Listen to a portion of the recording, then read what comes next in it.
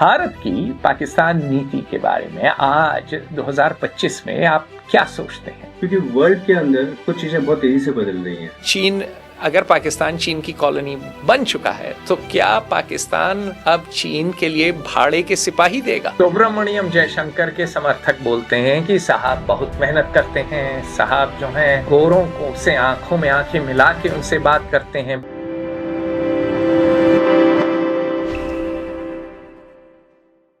नमस्कार, fair observer पे आपका स्वागत है। मैं अतुल सिंह, संपादक और संस्थापक। मेरे साथ हैं आजाद सिंह राठौर, बाड़मेर से हैं, लेखक हैं, चिंतक हैं, राष्ट्रीय सुरक्षा पे बहुत सोचते हैं। तो आज इनसे हम बात करेंगे भारत की पाकिस्तान नीति पे।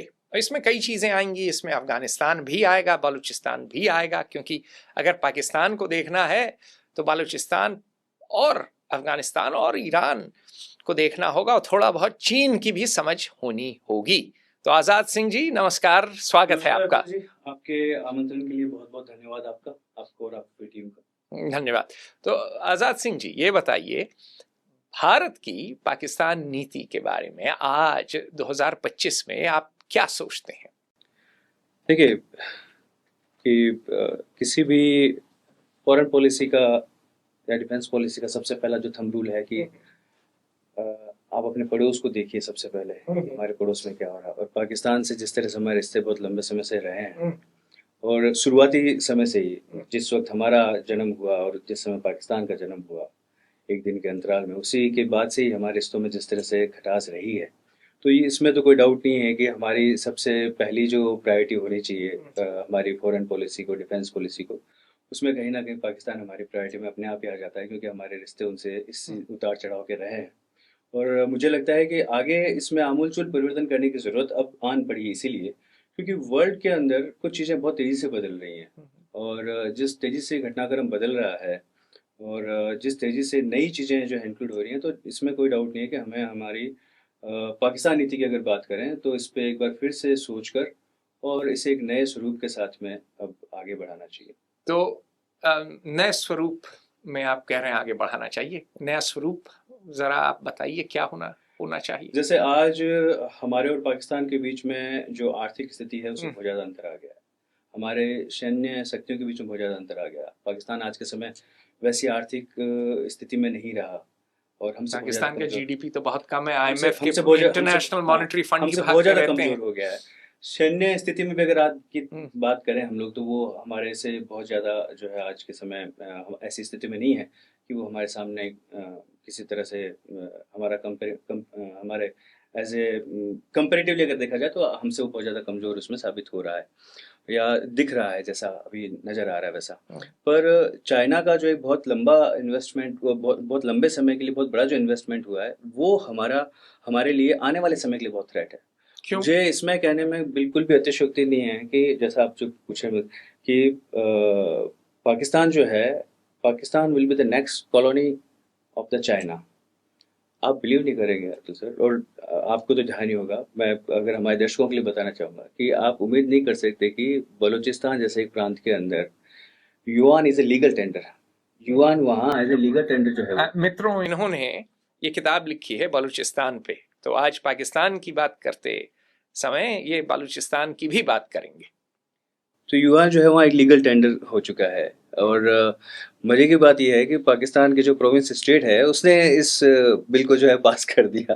तो आप पाकिस्तान ने पास कर दिया। तो आप समझ सकते हैं इससे कोई बड़ा फर्क नहीं हो जाना, पर किस और चीजें जा रही हैं। वहाँ ग्वादर तो वहाँ बना ही रहे हैं, पोर्ट भी है और ट्रेन भी वहाँ जाएगी और रोड भी जाएगा और एयरपोर्ट भी बन रहा है। अब जो है वो चाइनीज कॉलोनी है। Gwadar nothing to do with Pakistan से उसको कोई लेना देना ही नहीं है आज की तारीख में। वो तो जो है वहाँ चाइना ही है। तो अब चाइना का जो इतना भारी वहाँ पर मूवमेंट है, सो हम लोग जैसे बोलते थे कि we are fighting on 2.5 front, तो अब जो 2.5 में उसमें से जो 1.5 है वो तो मर्ज हो चुका है।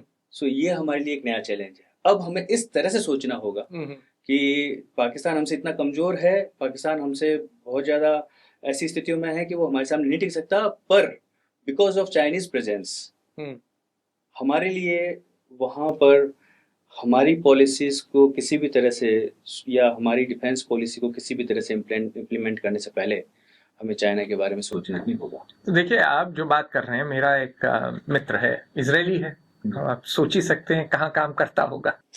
तो उसने बोला कि यार, अगर मैं चाइनीज जनरल होता या मैं शी जिनपिंग होता तो मैं 10% अपना डिफेंस प्रोडक्शन 10% दे देता पाकिस्तानियों को। उसमें ड्रोन श्रोन सब, और मैं तो अपने बस ट्रूप्स लगा देता बॉर्डर पे, मुझे तो लड़ने की भी जरूरत नहीं है। और मेरे पास है प्रोडक्शन, डिफेंस प्रोडक्शन, पाकिस्तान के पास है आदमी और एक कॉलोनियल आर्मी जो कि इंडियन आर्मी की तरह टाइम टेस्टेड और बैटल हार्डन्ड है। और पाकिस्तान तो खेल खेल ही रहा है। कश्मीर में तो आप बचे ही नहीं, कश्मीरी पंडित। डोडा में भी बुरा हाल है, पुंछ राजौरी तक में अब वो हिंदू और जो मुट्ठी भर सिख थे उनको मार भगा रहे हैं। तो पाकिस्तान की जो पॉलिसी रही है वो तो बड़ी साफ रही है कि bleed India through 1000 cuts. General Zia करके गए एक दफे 71 की लड़ाई हारने के बाद, उन्हीं का कहावा है ये। तो आप जो कह रहे हैं कि चीन, अगर पाकिस्तान चीन की कॉलोनी बन चुका है तो क्या पाकिस्तान अब चीन के लिए भाड़े के सिपाही देगा? ये जो है आगे आने वाली परिस्थितियां तय करेंगी कि हमारे चाइना के साथ में संबंध कैसे होते हैं और किस तरह से हम लोग चाइनीज जो ये एग्रेशन जो लगातार चला रहा है उससे हम लोग कितनी मजबूती से अगर लड़ते हैं या उसके सामने अपनी कितनी मजबूती से अपनी बात रखते हैं, इन पे निर्भर करेगा। पर इसमें कोई दो राय नहीं है कि पाकिस्तान जो है वो चाइना की गोद में आज की तारीख में है और उसके हमें नुकसान जो है आने वाले समय में देखने को मिलेंगे। तो चलिए आप बात करते हैं, आप चीन की बात कर रहे हैं। चीन के साथ भारत को क्या करना चाहिए? मान लीजिए आप विदेश मंत्री हो, प्रधानमंत्री हो, आप क्या करेंगे? ठीक है, मैंने आपको बताया कि बहुत सारी चीज़ें लगातार जो है बदल रही हैं। खासतौर पे ये जो अभी जो वैश्विक पटल पे आप चीज़ें देखेंगे तो बहुत तेज़ी से बदल रहा है। वो तो और उस समय ही संक्रमण काल है, जिसे कहा जाए changing of friends and for, कि आपका दुश्मन और दोस्त जो है वो बदलने वाली परिस्थितियों में अब जो हम लोग देख रहे हैं या दिख रहा है हमें। एक समय ऐसा था कि रशिया जो है वो अमेरिका को देखना नहीं पसंद करता था, अमेरिका रशिया को देखना नहीं पसंद करता। आज वो टॉकिंग टर्म्स में हैं, उनके बीच में बातचीत हो रही है, उनके बीच में नए ब्लैक सी पे डील हो गई, नई चीज़ें डील हो रही हैं। तो मेरे कहने का मतलब ये नहीं है कि हमें चाइना से कल जाके और सब चीज़ों पे जो है वो अपना पक्ष नहीं रखते हुए उनकी बात मान लेनी चाहिए। पर we need a good foreign policy and good foreign policy channel to be in talking terms with China on a different issues जो अभी तक हमारे सामने नहीं है। उन पे भी हमें दूसरी तरह से बात करनी है। जैसे कौन से बॉर्डर इश्यूज पे हमें बॉर्डर इश्यूज पे जैसे हमारी बात चल रही है, ठीक है। जो अरुणाचल के ऊपर जो एक वो डैम बना रहे हैं बड़ा, उस पर भी जैसे हमारी बात चल रही है। ब्रह्मपुत्र का पानी ही नहीं आएगा ज्यादा, और कभी उन्होंने डैम खोल दिया तो सब बह आएगा, तो सारा बह जाएगा। तो उन सब चीजों में वाटर बॉम्ब्स की जो बात हो रही है। पर हमें एक और, जैसा मैंने आपको बताया कि कभी भी दो देशों के बीच में जब भी संवाद को शुरू किया जाता है तो उसमें बहुत सारे दूसरे जो पहलू हैं उनको भी जो है नज़र में रखना चाहिए। ये तो दो ऐसे मुद्दे हो गए जो बॉर्डर के हैं। हमारे कई मर्तबा बांग्लादेश से भी ऐसे इशू हुए हैं, बॉर्डर के छोटे मोटे इश्यूज नेपाल से भी हुए हैं। पर इसका मतलब ये नहीं है कि भाई वो हम लोग किसी तरह की दूसरी नई बातचीत में जा सकते। लेकिन सुनिए, बात सुनिए, ये सब आप बात तो कर रहे हैं, लेकिन यथार्थ ये है कि हमारे रिश्ते पड़ोसियों से अब आज के दिन अच्छे नहीं हैं। पाकिस्तान से अच्छे नहीं है, चीन से अच्छे नहीं है, नेपाल तक से अच्छे नहीं है, भूटान में भी चीन आ गया है, चीन का प्रेजेंस आ गया है। उसके बाद बांग्लादेश को देखिए, वो आंखें दिखा रहा है। श्रीलंका इज गॉन, श्रीलंका देखिए, मालदीव्स देखिए, ठीक, म्यांमार भी देख लीजिए। तो आज के दिन हम ऐसी परिस्थिति में हैं कि सारे पड़ोसियों से कुछ अनबन तो है, कुछ खटपट तो है। आपका जो सवाल है सबसे बड़ा जवाब वही है कि हम ऐसी परिस्थिति में क्यों हैं, ऐसा क्यों हुआ हमारे साथ।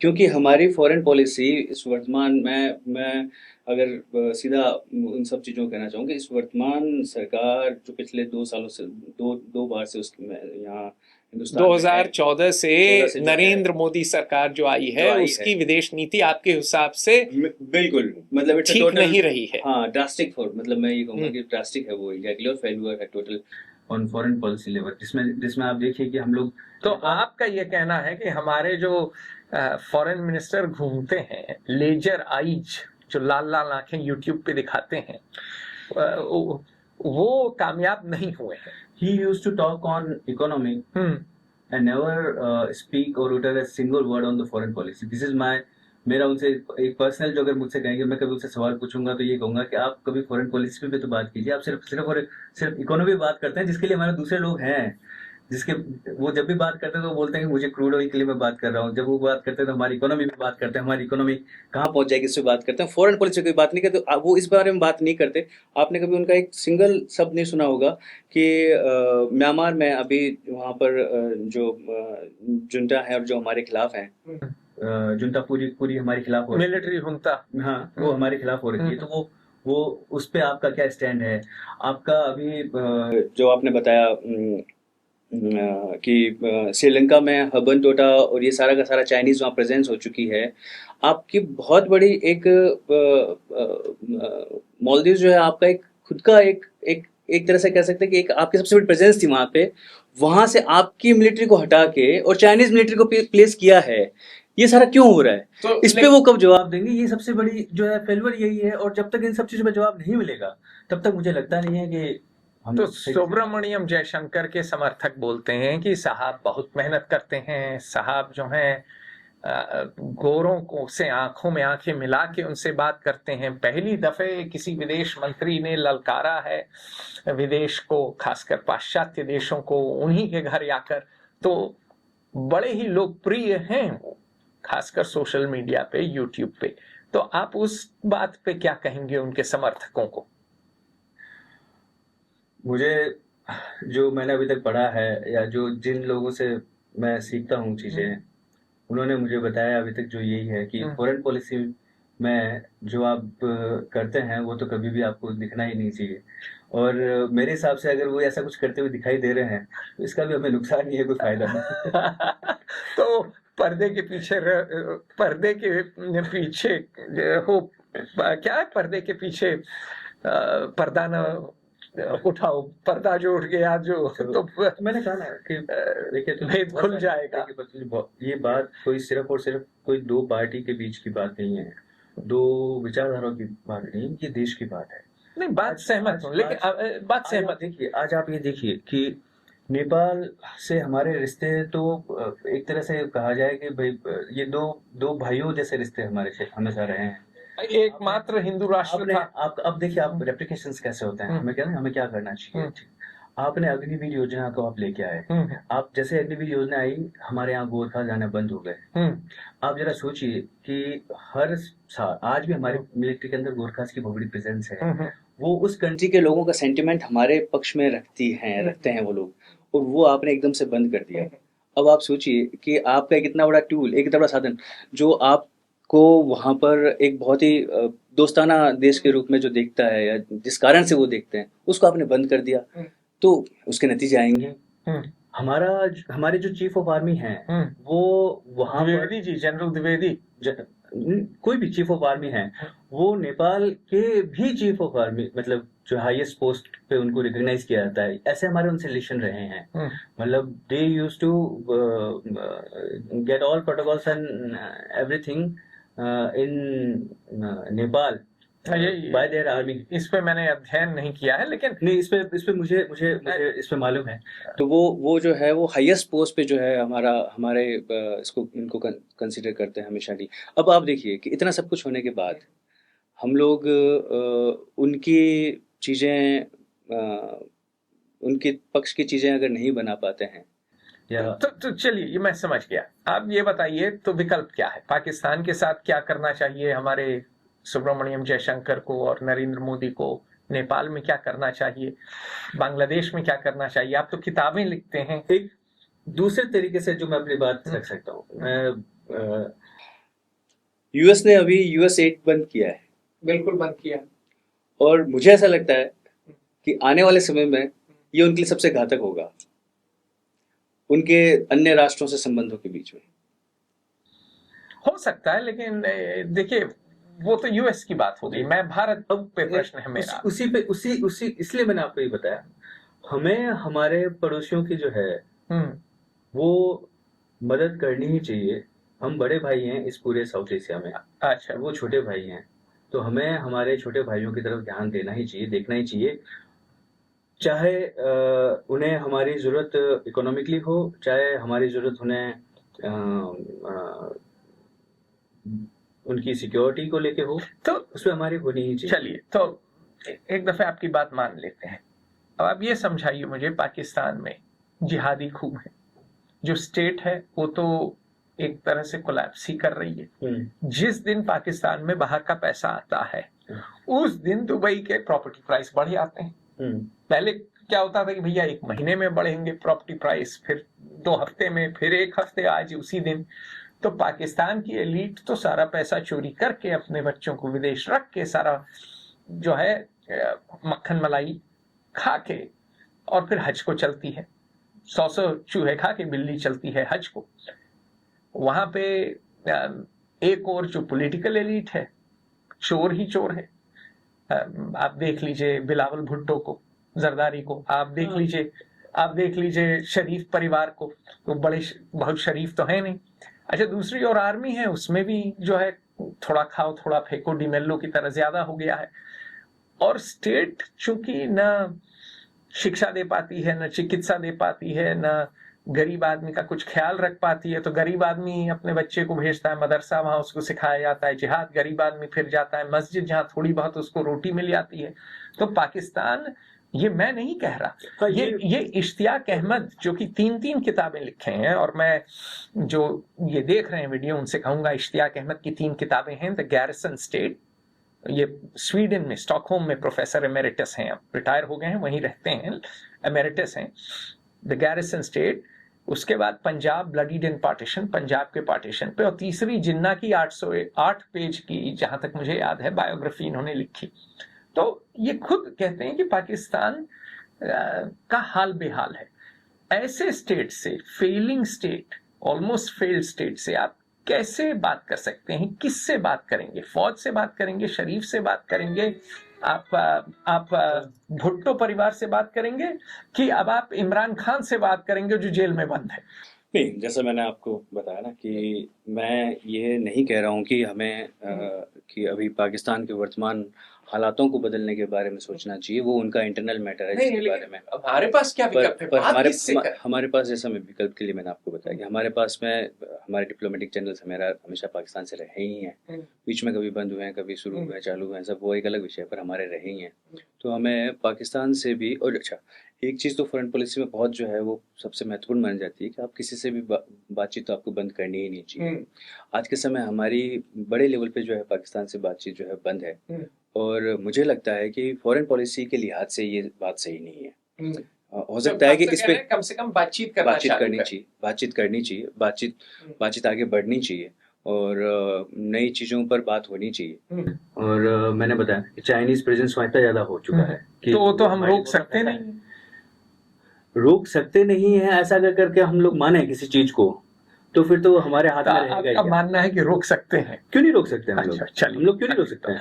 हाँ ठीक है, अभी हम लोग सोच नहीं रहे हैं। मैं आपको एक सिंपल चीज बताता हूँ कि हमारा जो ये बदली हुई मानसिकता है, इसे हमें बदलने की बहुत जरूरत है। हम लोग 1962 में चाइना से लड़े, चाइना से हमारा युद्ध हुआ, ठीक है, पिटाई हुई नहीं मैं आप हम लोग कि आप वो आप कहना चाह रहे हैं, वो मैं नहीं कह रहा। पर मैं दूसरी बात कहना आपसे चाह रहा हूँ कि हमारा चाइना से युद्ध हुआ, हम लोग लड़े, हमारा एक बहुत लंबे समय तक जो है वो लड़ाई चली। हम लंबे तो नहीं, छोटी सी लड़ाई थी, लेकिन उसके बाद टेंशन लंबे दिन चला, बड़े फ्रंट पे चला, समय हाँ फ्रंट, छोटी सी लड़ाई थी, कुछ लंबे फ्रंट पे हम लोग उनसे लड़े, ठीक है, हमारी भी कैजुअलिटीज हुई, उनकी भी कैजुअलिटीज हुई, ये सब चीजें हुई है, ठीक है। क्या आज आप चाइना से लड़ सकते हैं? कुछ लोग कहते हैं हाँ, कुछ लोग कहते हैं हाँ। ये जो चीज है, हम लोगों ने ये मान लिया है कि ये हमारे हाथ में नहीं है, ये हमारे से नहीं हो सकता, श्रीलंका हमारे बस का नहीं है, ये म्यांमार हमारे बस का नहीं है, नेपाल तो हमारे पहला। जब आप ये मान लेंगे और उस पर कोई काम नहीं करेगा, ठीक है, तो आप सोचिए कि कैसे काम होगा। आपने एस जयशंकर साहब का बताया, उन्होंने बोला कि now India is driven by the best foreign policy and this is foreign policy 2.0। पहले जिन लोगों ने काम किया वो सारा बकवास काम था, ऐसा उन्होंने कहा, एग्जैक्टली कहा। बकवास कहा? यस, हाँ, अच्छा। एग्जैक्टली। अब मुझे आप ये बताइए, जिस समय मैं बहुत ध्यान नहीं देता सुब्रमण्यम जयशंकर पे। जिस समय ये बकवास काम हो रहा था या वो काम हो रहा था जिससे हिंदुस्तान का कोई बेनिफिट नहीं हो रहा था, उस समय फॉरेन पॉलिसी को सर्विसेज के लिहाज से हेड कौन कर रहा था? As Jaishankar himself. तो आप ये खुद बोल रहे हैं कि जब मैं यहाँ खेल रहा था, जब मैं फॉरेन सेक्रेटरी था, फॉरेन सेक्रेटरी, तो एज ए फॉरेन, मतलब he is condemning his on job. Jaishankar से आगे चलते हैं। मैंने कहा ना, आपका कहना यह है कि हमें मानसिकता बदलनी है, और मानसिकता बदलनी है, हमें इस बात को समझना होगा नेबरहुड। चाइना जो है पिछले 10 सालों में हमारे लिए बहुत बड़ा थ्रेट बन के उभर के सामने आया, और उसने इन सब चीजों को इम्प्लीमेंट करना शुरू कर दिया। थ्रेट तो वो शुरू से ही था, हमारी इकोनॉमी, उसकी इकोनॉमी फर्क है, पर इस तरह की हरकतें करना, ये चीजें जो है वो उन्होंने करना शुरू कर दिया। मैं ये कह रहा हूँ कि हो सकता है कि नेपाल ने आज से 20 साल पहले भी तय कर दिया हो कि नहीं, ये लिपुलेख का और ये मामला सब हमारा है, पर ऐसा होता नहीं था। अब वो खुल के मुखर होकर सामने आने लगे हैं। ठीक है, म्यांमार के अंदर जो आर्मी, जो डिक्टेटरशिप जब भी आती है, तो कहीं ना कहीं वो हमारे ध्यान में भी होती है कि ऐसा हो रहा है, हम उसको रोकने की कोशिश भी करते हैं, और जब डेमोक्रेसी की बात आती है तो वो हमारी मदद भी लेते हैं। पर इस बार ऐसा नहीं हो रहा है। तो ये जब होता क्या है ना कि एक फॉरेन पॉलिसी में जब आपके दोस्ती का जो लिहाज खत्म हो रहा है बहुत जल्दी से, वो गलत है। तो आपका एक तर्क ये है कि मानसिकता बदलिए और प्रयास करिए, विश्वास रखिए कि आप कुछ कर सकते हैं, और दूसरा ये है कि पड़ोसियों से बातचीत जारी रखिए और रिश्ते बनाए रखिए। We are not here to purchase the crude from Ukraine or Russia only. Our foreign policy is not made for this thing. समझ गया। आप पड़ोसियों का ख्याल रखिए। अब पड़ोसी की बात की तो आपकी किताब है बालूचिस्तान पे। बालूचिस्तान में क्या हो रहा है, और भारत कुछ कर भी सकता है, और अगर कर सकता है तो क्या करना चाहिए? पहले मैं ये बताना चाहूंगा कि हम क्या कर सकते हैं। अच्छा, या हमें क्या करना चाहिए, बताइए। हमारा, अगर मैं ये कहूँ कि जहां मैं रह रहा हूँ अभी, आप बाड़मेर में रह रहे हैं, बॉर्डर पे रह रहे हैं। बाड़मेर में अगर आप क्रो फ्लाई या एरियल डिस्टेंस माने, तो मेरे से ये जो सारी घटनाएं जहाँ बलूचिस्तान में हो रही हैं, हार्डली 200-250 किलोमीटर दूर है। तो मतलब बाड़मेर से आपके लिए जयपुर आना ज्यादा दूर है?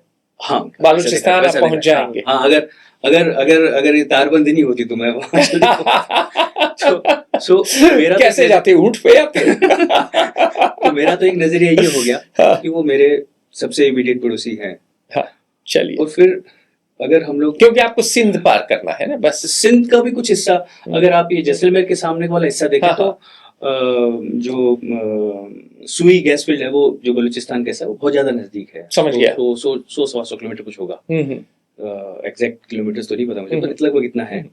तो मेरा तो नजरिया ये हो गया कि मुझे अपने पड़ोस में अगर कोई जानकारी रहनी चाहिए। हाँ, अगर कहीं ना कहीं कोई दिक्कत है, कोई परेशानी हो रही है, तो मुझे बात करनी चाहिए। और हिंदुस्तान को इस बारे में जरूर यूँ बात करनी चाहिए कि वो उनका एक पड़ोस के अंदर एक बड़े क्षेत्र में, मेरे शब्दों पे आप ध्यान दीजिएगा, 2 मुल्कों का झगड़ा है। 2 मुल्कों के झगड़े में अगर हमारे 2 पड़ोसी झगड़ रहे हैं, तो हमें इस बारे में बात करनी चाहिए। और अगर एक पड़ोसी दूसरे पड़ोसी पे ज्यादा हावी हो रहा है, उसे परेशान कर रहा है, मार रहा है, या उसके साथ कुछ गलत कर रहा है, तो हमें एक बड़े भाई के नाते और एक बड़ी कंट्री के नाते हमें इस पे इंटरफेयर करना ही चाहिए, बात करनी ही चाहिए, और कोशिश करनी चाहिए कि दोनों के बीच में ये झगड़ा खत्म हो। और मैंने कहा 2 मुल्कों के लिए, वो मैंने इसलिए कहा कि आज भी जब बलूचिस्तान की हम बात करते हैं तो हमें पहला थॉट ये आता है कि साहब वहाँ के लोगों को जो है वो पानी नहीं मिल रहा है, वहाँ के लोगों को साधन नहीं मिल रहा है, खाने को नहीं मिल रहा है, रोजगार नहीं मिल रहा है। ये तो सारी सेकेंडरी चीज़ है।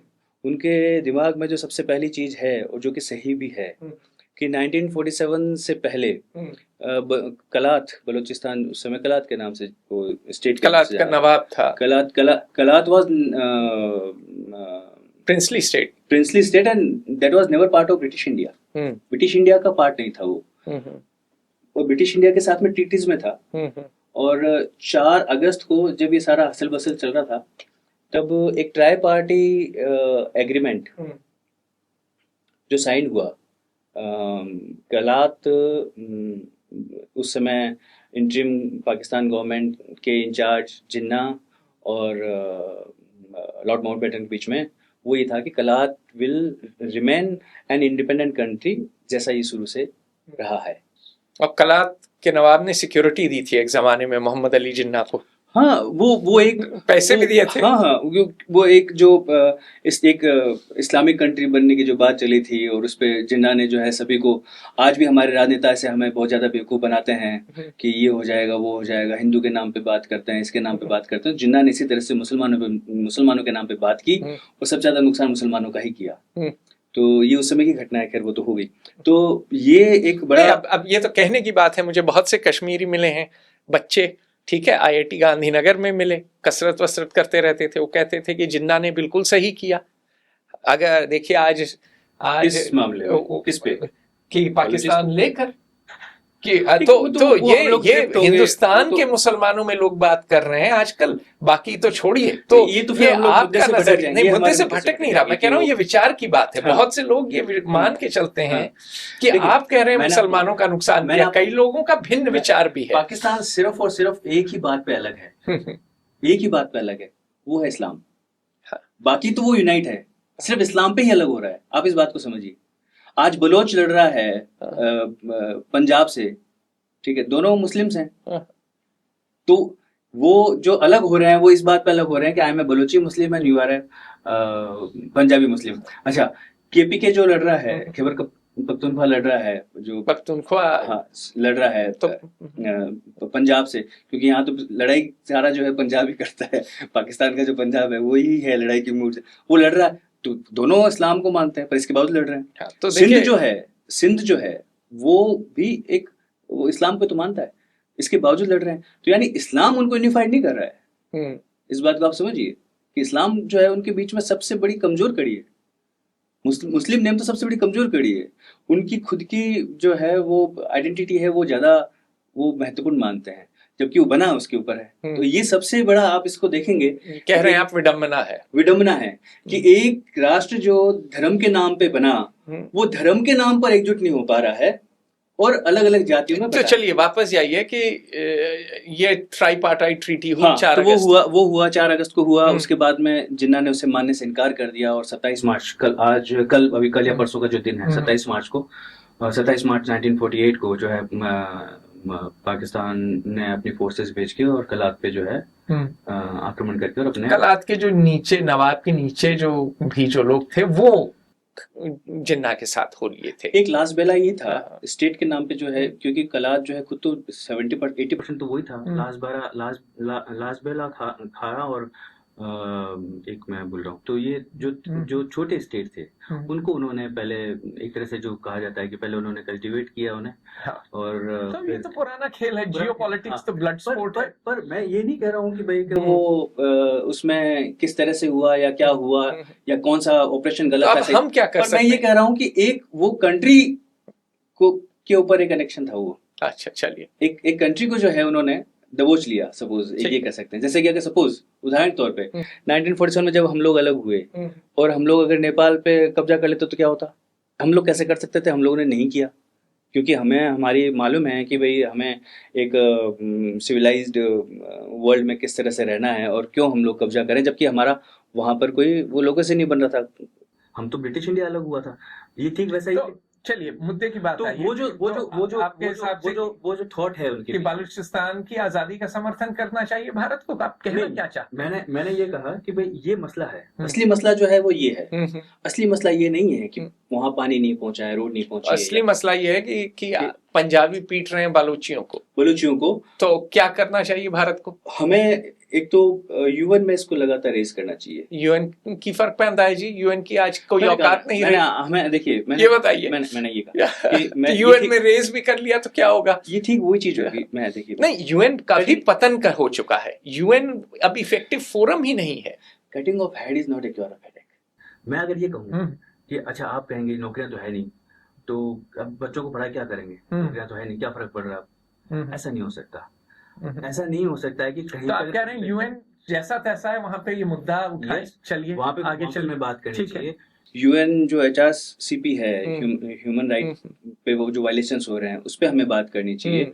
हमारे संसद में इस बात होनी चाहिए कि वहाँ लोगों पर जो है वो जुल्म हो रहा है, और हमें इस बात को लगातार जो है वो तो शशि थरूर से कहिए ना, अच्छा बोलते हैं, शैम्पू बॉय हैं, लहराती हुई जुल्फे हैं, उनसे बोलिए ना बलूचिस्तान पे अच्छे भाषण दें। देखिए, ये फिर अभी आज के समय तो दे सकते हैं, पढ़े लिखे आदमी हैं, वो तो मान लीजिए कि वो दे सकते हैं। उनकी अभी आज के समय सरकार में नहीं, उनकी एक लिमिटेड कैपेसिटी है, लेकिन दे तो सकते हैं ना हाँ। भाषण। संसद में बात क्यों नहीं हो सकती? मैंने सांसद है भाई। मैंने क्या कहा कि भाई एक वो लिमिटेड कैपेसिटी है, इस मुद्दे पे बहस करवाई जाए या नहीं करवाई जाए, या किस तरह से हमारा क्या पॉइंट ऑफ व्यू होना चाहिए, वो सरकार तय करती है। और सरकार, मुझे लगता नहीं कि सरकार इस बारे में अभी सोच रही है। अच्छा, तो सरकार नहीं सोच रही है तो क्या ऑपोजिशन सोच रही है? अपोजिशन जितनी उनकी जो कैपेसिटी है उसमें वो सोच ही रहे। अच्छा, तो भाषण दिलवाइए ना आप जो है शशि थरूर से, हमारे जो हैं, जो अंग्रेजी बड़े अच्छे बोलने वाले वक्ता है। नहीं, मैंने क्या कहा कि कोई जरूरी नहीं है कि पूरी दुनिया जो है वो एक ही मुद्दे पे बात करे। सब लोग अलग अलग मुद्दों पे बात करते हैं, तो हमारे यहाँ भी जो है तो ठीक है, तो चलिए बालूचिस्तान की ये हो गई कहानी। अब आते हैं बॉर्डर एरिया पे, आप बाड़मेर में। मैं पंजाब से आया। पंजाब में मैंने सुना कि खूब ड्रोन आ रहे हैं, खूब ड्रग्स आ रहे हैं पाकिस्तान से। मैं जम्मू भी गया था पिछली दफे जब मैं भारतवर्ष आया था, तो जम्मू में बताया, बहुत से लोगों ने, बीएसएफ के जवानों ने बताया, फौज के जवानों ने बताया कि साहब ड्रोन बहुत आ रहे हैं और पकड़ना बहुत मुश्किल होता है, खासकर जब बादल होते हैं। तो और वहां पे अब कांड भी हो रहे हैं। तो बाड़मेर में क्या हो रहा है? वहां तो रेगिस्तान है, वहां क्या हालात हैं? वहां पे ये बीएसएफ तैनात है, वहां आप लोग सुरक्षित हैं कि नहीं? क्या चल रहा है साहब? अक्रॉस द बॉर्डर एक्टिविटीज करने के लिए आपको जो सबसे बड़ी जरूरत होती है वो ह्यूमन जो इंटेलिजेंस जिसको आप कह सकते हैं, वो अभी तक, और चूंकि हमारे यहाँ के लोगों का जो अपब्रिंगिंग है, जो उनका नेचर है और जो उनका चरित्र है, खासतौर पर बॉर्डर पर रहने वाला, वो बहुत ज़्यादा इस तरह की चीज़ों में कहीं पे भी इन्वॉल्व नहीं तो होना चाहता, ना ही उसको इस तरह की चीज़ें अटैक करती हैं। बाड़मेर में होता ये है कि कोई बीमारी या फिर कोई चीज़ शरीर में कहीं पे है, वो आपके पाँव में है, हाथ में है कहीं, तो उसका असर सब जगह आता है। तो उसी तरह से इन सब एक्टिविटीज़ का असर हमारे वहाँ पे भी आता है। पर अभी तक, क्योंकि हमारे लोगों के बीच की जो समझ है वो बहुत ज़्यादा अच्छी है, महत्वपूर्ण है। महत्वपूर्ण इसलिए भी है क्योंकि वो अच्छी तरह से इन सब चीज़ों को समझता है, तो इसलिए हमारे यहाँ इस तरह की एक्टिविटीज़ नहीं है।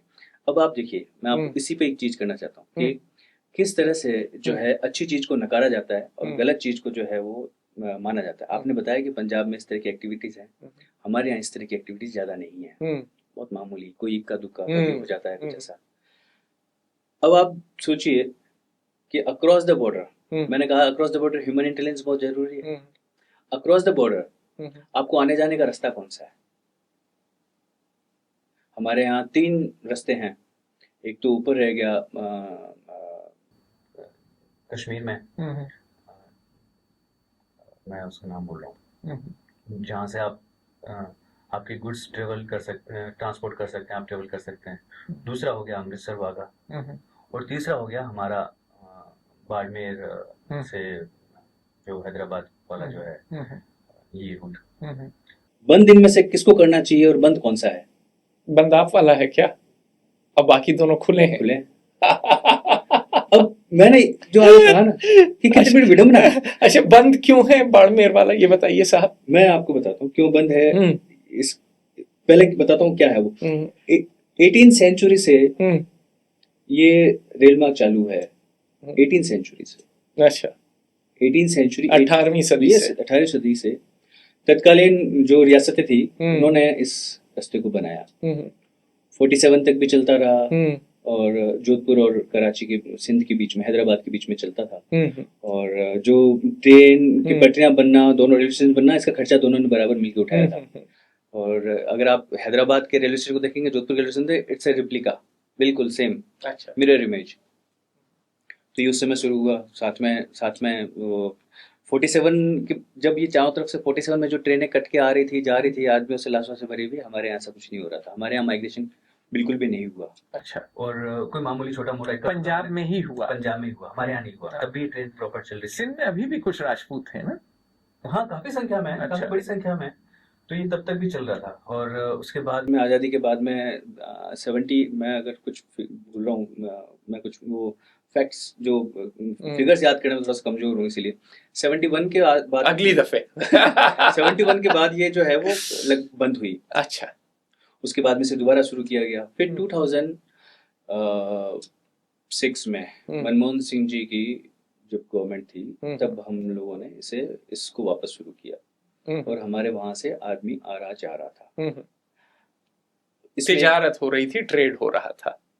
ट्रेड नहीं था, सिर्फ आना जाना। हमारे यहाँ ट्रेड नहीं है। अच्छा, ट्रेड तो वो बहुत बात की बात है। ट्रेड तो आपको मतलब शुरू करना चाहिए, मैं तो ये कह रहा हूँ, पर वो तो बहुत बात की बात है। अभी तक तो यही बंद हो रहा है। आपको जानकर बड़ा अचरज होगा कि वहां से आने वाले संख्या के अंदर 91-92% जो है वो हिंदू है।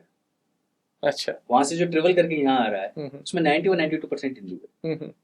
अब ये जो सरकार अपने आप को जो है हिंदूवादी बताती है और राष्ट्रवादी बताती है, आप जरा सोचिए कि वो जो वो जो हिंदू है वहाँ, जो पाकिस्तान में रह रहा है, उसके लिए आपने आने जाने के रास्ते बंद कर रखे हैं। और किस बात पे कर रखे हैं, आपने जो पूछा कि किस कारण से बंद कर रखे हैं, तो मैं आपको बताऊं, मैं पिछले लंबे समय से इस कारण को ढूंढ रहा हूं। मुझे अभी तक ये कारण नहीं मिला कि इन्होंने बंद क्यों कर रखा है। क्यों? कोई किसी के पास जवाब नहीं है कि हमारे संबंध पाकिस्तान से अच्छे नहीं है, तो आपने वहां तो शुरू कर रखा है। कोविड हो गया, ठीक है, कोविड में आपने वही बंद कर दिया। कोविड के बाद वापस शुरू कर दिया, आपने वो शुरू किया। ये क्यों नहीं शुरू किया? अक्रॉस द बॉर्डर एक्टिविटीज हैं, कुछ ऐसा कुछ है, कुछ थ्रेट है, तो वो थ्रेट तो वहां पर भी है, यहाँ पर भी है। मान लीजिए, तो आपने वहां क्यों शुरू कर रखा है, यहाँ क्यों बंद कर? वहां तो वॉक करता हुआ आदमी जा रहा है, आप रोज उसे ग्लैमराइज कर रहे हैं, और वो वागा रिट्रीट ये सब वो सब। और हमारा आदमी यहाँ पर जो सामने, मतलब कि एक बॉर्डर पे कोई ढाणी है, उसके सामने की ढाणी जो उससे 10-12 किलोमीटर दूर है, वो वहाँ से निकलता है, वो पहुँचता है वहाँ लाहौर पहुँचता है अपने सभी को साथ में लेके, और उसके बाद में वो लाहौर से आता है दिल्ली। दिल्ली से आने के बाद में जोधपुर, अगर उसका वीजा एक्सीडेंट होता है तो फिर वो पहुंचता है अपनी पाकिस्तान की ढाणी से 12 किलोमीटर सामने। ये इतना सारा ट्रेवल करके क्यों?